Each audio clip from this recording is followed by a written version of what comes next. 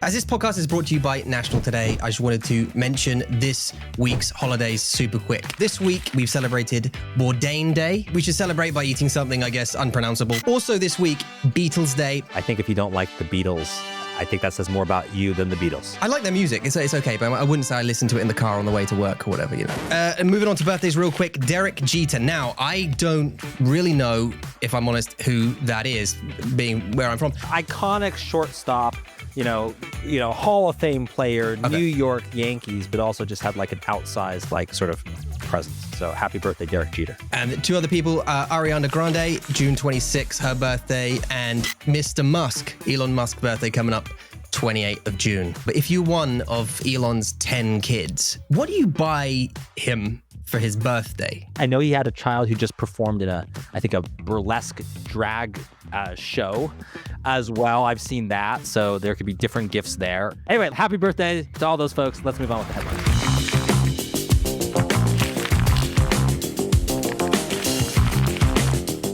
Okay, here we go. So Iran, Israel, and US. This is an interesting conversation. We had a little brief conversation before we hit record today, and we talked very briefly about the Iran-Israel war and what's been going on, and you had some interesting thoughts about them as brands. When you're talking about war and missiles, right? There's a very physical, real, human, military cost, but it's interesting to me, just if we're going to put on our branding and marketing hats for a second, just the brand positioning and PR campaign that gets involved with this. And a great example is, Israel attacks Iran. Iran feels obligated to respond, yet they don't want to actually escalate this. They just feel like they have to, because if they don't, the Iranian brand looks weak. So they launch missiles at a U.S. base in Qatar, but they give a few hours heads up to the government in Qatar, to the U.S. as well, saying, hey, these are coming,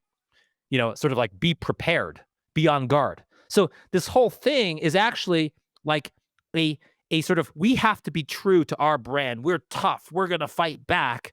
Yet we don't actually want to. This is largely symbolic. And this is like a PR campaign. It's really interesting that just the brand positioning, PR dynamics, even in international geopolitics that are played, and that we would like launch missiles at you just to support our brand, even though we don't really want to. Okay, so let's move on to the actual headlines here. Bankruptcies for job sites. We've got Meta's big spending paid off with OpenAI poachers. Tech giants shake up advertising. And Reddit and Adobe launch next-gen marketing tools. So let's start at the top. Bankruptcies for job sites. So Monster and CareerBuilder, once dominant job search platforms, filed for bankruptcy, reflecting major shifts in the employment and tech sector. I was going to get your thoughts on that. What do you think those major shifts are? Is it AI's fault again? It is another byproduct of that, sure. But I also wonder in this case is it just the company itself not being able to adjust and be nimble about? Because there's still people that need to be hired. There's a whole class of jobs that you forget that are like not AI-able, right? Physical, in person, at restaurants and hotels, and you need people.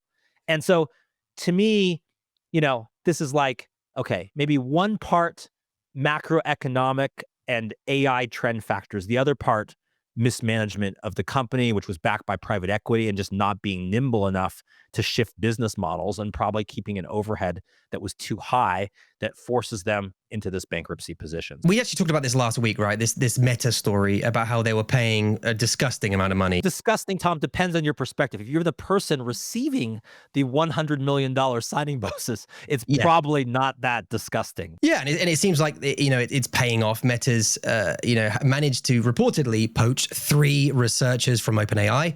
Do you think it's just the money? I mean, there was a big argument from Sam Altman whose argument was, I don't think people will go because of our mission. Our mission is more important than Meta's. What's interesting to me about the story is there's a couple other elements to this that are important besides money and actually besides mission.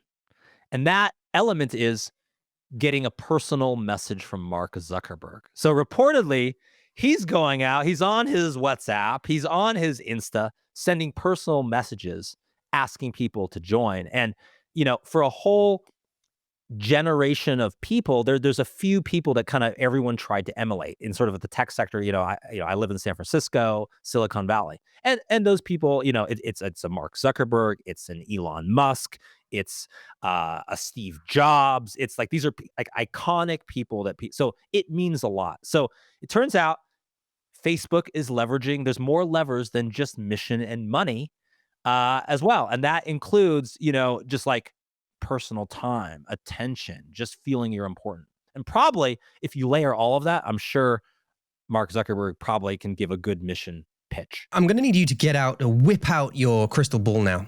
Okay, I didn't know where you're going there with you said whip out, and then I wasn't sure. And then you said crystal ball, and I said okay. I didn't know the British humor there, but got it. I will whip out my crystal ball. Yep, Tom. And give me a prediction. Give me like a Kaplan prediction on who do you think's going to be the dominant player. Like who's going to win this AI war, do you think? Google is like Coca-Cola, right? Google is like, in this area, they're going to be like tried and true, the standard. We're just going to be more conservative. And then you have OpenAI is the challenger, right? That's like Pepsi. That's like when Pepsi comes to, I think the Super Bowl was in Atlanta, which is Coke's hometown. Pepsi bought every billboard in that town just to stick it to Coke, right? That's like what the challenger does. So OpenAI is the challenger, but then OpenAI is pretty big too. And it turns out there's a challenger to the challenger. And that is Meta Facebook. They're saying, okay, and we're not just any challenger. We're a challenger with a ton of money. We print money too, like Google as well. So we can come after you too. My only prediction is that Google will continue to dominate, but not be at the cutting edge. They're going to be more conservative, and that you're going to have this battle between Facebook, Meta, and then of course, no one's more of a challenger than Elon Musk. So XAI in the mix of this, that's going to be interesting. If I'm an investor, where am I looking at too? I mean, there's going to be a battle for all of this, but like, I think, don't neglect Google in this. They are I think they're the incumbent in this kind of research. Now, staying on with AI, we've got Meta, Google, Amazon, and Comcast. They launched an AI-powered ad creation platform. Now, this is challenging traditional agencies and shifting creative production in-house. What are your thoughts on these new AI tools for ad creation? Do you think there's a skill specifically that will become more valuable for marketers and creatives? I actually think this is the real commercial industry application of something that Google DeepMind did. So Google DeepMind, okay, we're going to abstract this and we'll connect it all together. The abstract, what they did is they created an AI that was creating this real world scenario, kind of like a video game. Imagine a video game that's created on the fly with AI, right? The world. And then they took another AI and put it inside of that. So this other AI is experiencing this world created by another AI. So it's like AI interacting with AI. And where I think all of this going is that if you look at sort of ad technology, let's say that just that industry, very relevant, we play in it at the top, right? Like we have clients that we buy digital ads for. It used to be that, you would do all of this targeting. I want to target this group, this audience. And then sort of now you don't do any of that because the algorithm has become so sophisticated that it will do all the targeting for you. It will find you the lookalike audiences. Really what you want to do is you just very creative, feed it a lot, sort of see what works. And then based on that, you double down, turn stuff off where it can't find the right audience for it, doesn't seem to work, double down on stuff that's working, and you just manage all of this. But where I think this is going is, there's sort of three parts of this. One was just the targets. Two is the creative. Now you can have AI just cycle through that. They can probably cycle through it faster, right? So what's left? What can AI not do in buying digital ads? And there is one thing, and this is where I think it's all headed. And that is, if you've ever been an ad buyer, unlike Google, Google will find ways for you to spend more money. And what I mean by that is if you ever actually bought ads, you know that if you keep upping your budget and Google doesn't really have more audiences for you, it will spend your money. It will spend more, and your just cost per click will go up, but you won't really get more. So if you've experienced that, what you do is you drop down your budget and suddenly you see it gets a lot cheaper. So Google is set up. So what I think is happening from all these ad networks is eventually AI can do the whole thing. They can make creative, they can find your targets, they can optimize and do the whole thing, but they don't have your best interest at heart. So where do you have your best interest at heart? You need your own. Now that could be an agency now, but eventually agencies will have their own AI that says, okay, Our goal is to be the most efficient with our spend, which is to not to waste money, which is not to just pay money into Google and Meta and all these others unnecessarily. We're going to optimize to get the best result. And I think eventually we're going to have AI tools to do that. You sound excited by this AI future. I mean, in some ways it's exciting because it kind of democratizes a lot of things for a lot of small and medium-sized businesses. And as you know, Tom, like, we have some of the largest, companies in the world as our client at top. But where do we really make a difference? It's like small businesses where trying to get traction, and it's exciting for them. The other thing is, I just think, from the point of view of like efficiency, effectiveness. I mean, all these tools like amplify, like if you're like strategic and you're smart and you're like a great ad buyer or media buyer now, I don't think you're out of a job. I just think this makes you do this at scale much better. And I think it's sort of, you go from like being able to manage like 10 clients at a time to like 100. So I think we're all going to have our own personal AI marketer eventually, but that's going to be powered by people that are in place to sort of help us really advocate for what we need in the midst of this other AI universe. All right, so now we're going to move on to a new segment. Campaign of the Week. If you're listening on the podcast, I just want you to know it takes a lot. Tom just made 2-finger guns, and he doesn't do that for anything. I mean, he's British. I mean, so that's more like a James Bond. Like I picture like the actual, intro to James Bond. But with 2 guns, it's 3 guns. You can't see the third. Now we spoke to the CMO of MasterCard a little while ago. Came on the show, Raja Rajamanar. You guys had a great conversation. Really nice guy. And he sort of mentioned, after the show, he sort of mentioned, let's meet up in New York for a meal in their restaurant in New York called Priceless. And he was saying, during the show, using the 5 senses in marketing and this kind of thing. So these 2 campaigns of the week are based around the senses. Okay, the first one is Billy's scratch-and-sniff O campaign. I think it's O, or is it OOH campaign? Now, this is an interactive armpit-shaped poster that allows passers-by to scratch and smell the new coconut vanilla scent. When I think of smell, I think of like, the Chinese restaurant pumping out the smell outside, and like that, that smells pretty good. Yeah. Oh, maybe I'll get that. So I think of that.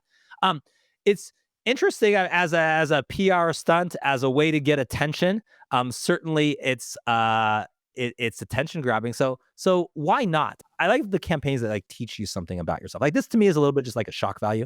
But like my favorite one that we've done as an agency was we brought the first ever food truck for dogs around the country. Dogs should be an equal member of the family. If we have food trucks, shouldn't dogs have it too? And that idea was the idea of the brand. So I love that like have some kind of like insight behind it. This one, I get the visual, I get the smell. I don't know if there's an insight behind it other than like, oh wow, like that's a dramatic thing to like really like make an impact. So I think why not? But I like the clever ones. Are my favorite. But what do you do? Would you go up and scratch an armpit to smell the coconut flavor? 100%. Yeah. No, of course. Like, yes, absolutely. 100%. I would rub up against the armpit. No problem at all. It seems like this is made to be like Instagram worthy or something like that. Like, are they taking like photos of this? Are they capturing content of this? Is everyone taking a picture by this armpit? Yes, like it seems to work. It seems to work. I mean, it's a story you go home and taste. Do you know I came up with this poster? You could smell it's something you tell people, right? It's word of mouth worthy for sure. The second one, YSL's Light Club 2.0. This is this is basically an activation where it has an AI powered DJ, a personalized makeup consultation service, an interactive element like a silent disco fragrance finder, and a powder room where guests can get makeovers inspired by different musical vibes. In my mind, we've talked about this before. It's like, I love things that are simple. So if I'm going to put these 2 head to head, if we're going to do battle of the activations, I'm going to pick the armpit over this one, just because like I got it right away. I got the smell. I think you sort of need some of that. What I would say is that of the 2, and I don't know how they're structured, I think that like the coconut, we'll call it coconut armpit. Coconut armpit seems to be, if they're capturing content and all of this, like something that can like really like transcend the location. Like you could be there, but you could like experience on that social. We could experience that digital.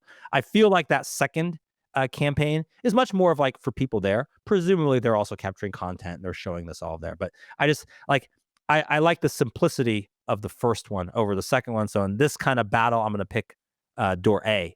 Just for of the 2. Let's go on to another segment. This is just going to be like a lightning round of news that's happened sort of like flown under the radar, perhaps, whilst bigger things have been happening. If you have a 1 minute thought on any of these, do let me know. Okay, so there's been a heat wave in America.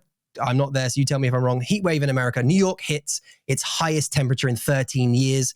150 people fell ill in New Jersey recently due to the heat at an outdoor graduation. I'm in the West, so I don't experience it, but I have heard. I was in meetings with clients today, and they were talking about how hot it is, and other clients who I know, one restaurant chain that was doing like water stations for everyone out there, just doing that as an opportunity. So yes, very, very hot.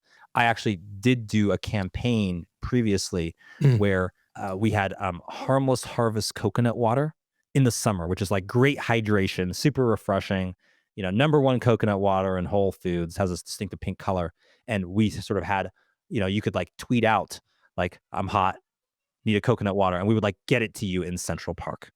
So I remember doing that activation. That was a fun one. If I have another idea, by the way, if anyone listening, if you have a product that is shaped like a ball, I'm just saying a ball, Tom, like balls, I would so love on National Today to do National Hottest Balls Day. Oh yeah, we talked about balls. Yes. So if you've got anything that you want to get, you need sampling, you need people to try this product. It is great for the heat. If you got like ice cream or something like that, frozen yogurt in a ball, hit me up. And now's the time. National Hottest Balls Day. Let's do it. I've wanted to do that for years. Okay. Moving on. So Zohran Mamdani won the primary for New York mayor. So he's the first Muslim and Indian American to become mayor in the country's history if he wins. Yeah, he won the primary, was the nominee for the Democrats, but beat the legacy Cuomo, who was, of course, governor of New York. His father was mayor of New York. The whole question is like, what does this mean? Is this something like, oh, everyone wants this to be a trend? He's sort of more of the left candidate, the Democrat socialist identifying candidate. And so interesting to see if that like sort of translates. It's considered an upset. I wouldn't translate quite as much. The one thing I'll say, just from a campaign perspective, we don't go into politics a lot, but just I follow it. And I think it was interesting is that to me right now, it's all about the economy. It's all about jobs. It's all about these issues. And as a candidate, he did successfully run on that in a different way than sort of like a pro business or jobs candidate would run. He sort of said like, hey, we need to make sure the minimum wage is high enough. We need to freeze rents in New York City, which are crazy. But he was running on economy, jobs, affordability.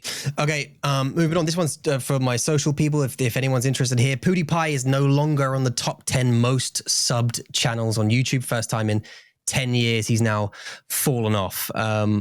So, that's not much of a loss for PewDiePie. He's got over 100 million subscribers or something like that. So I think he's going to be all right. Who is talked about now? I mean, I talk so much more about like Mr. Beast or something now. I don't know who sort of like took the mantle away. Yeah, I know 100%. He kind of stepped down away from YouTube. And I mean, look, Mr. Beast is over 300 million subscribers now. He's an absolute beast.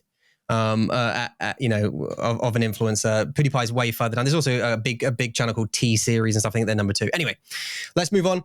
Diddy's prosecution has dropped the charges for kidnapping, abetting sex trafficking, and attempted arson. So the prosecution has now dropped those charges, but they are still pursuing racketeering and other charges as well. Seems like they got him on something. I mean, it seems like come on. All of that stuff sounds horrible. So maybe I don't know if that's news or not, but it's like probably makes sense. Double down. It just all the details are just like so horrible that it seems like they have him, and it's all legal strategy now. All of the comments I saw when people said, what? Why isn't he getting charged for that? And the most liked answer was because he's rich. People sometimes talk about like, is there 2 legal systems? Is there like the rich person's legal system and the other person's legal system?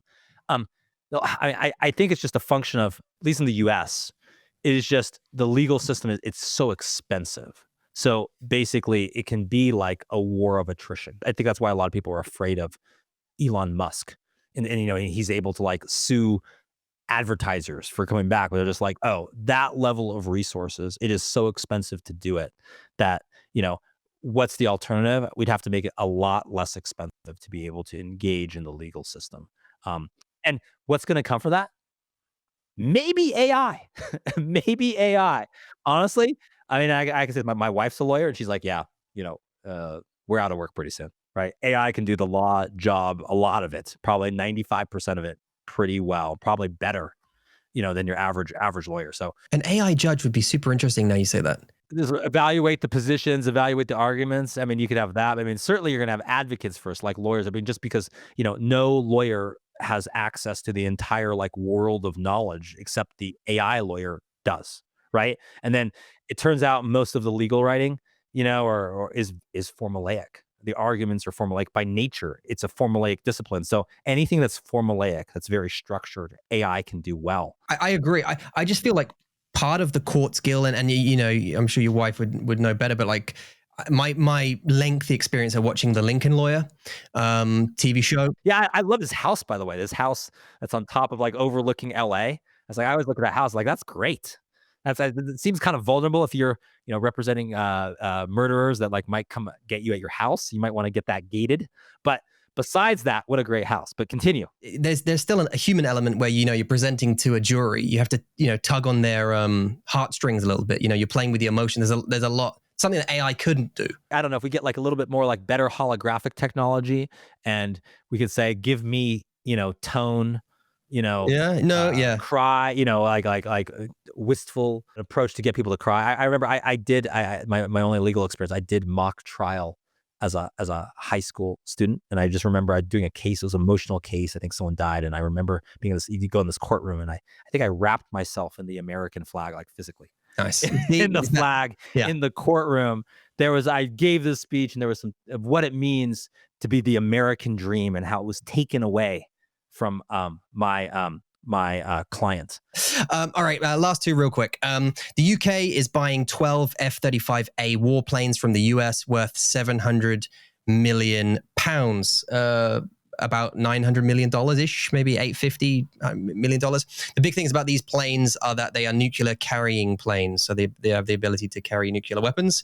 It just shows you all the economic interrelation of what happens in news and war. Is just someone was showing me, like actually a media buyer was showing me their digital ad account of literally like someone who makes t-shirts based on what's happening in the news, and they had t-shirts of like the B-2 bomber, and the F-35, and I just said like last week they did great.